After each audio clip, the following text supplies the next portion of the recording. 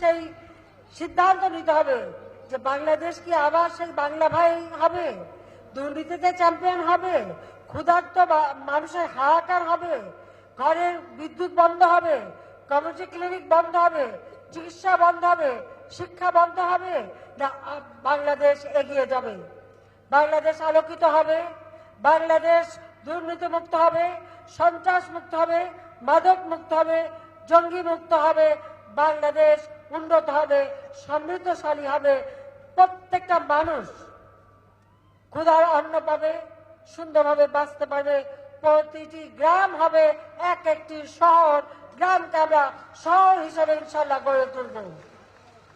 একটা গ্রামে বসবাস করা মানুষও নাগরিক সুবিধা পাবে ঠিক শহরের মানুষ যেভাবে পায়। যদি ওই বিএনপি জামাত জোট আসতে পারে সব ধ্বংস করে দেবে, মানুষকে তারা হত্যা করবে, খুন করবে, দুর্নীতি করবে, লুটপাট করবে, অর্থ পাচার করবে। আমরা সেই অন্ধকার যুগে আর ফিরে যেতে চাই না। আমরা আলোর পথে যাত্রা শুরু করেছি, এই যাত্রা অব্যাহত থাকবে, আর সেটা হবে একমাত্র আপনাদের ভোটে।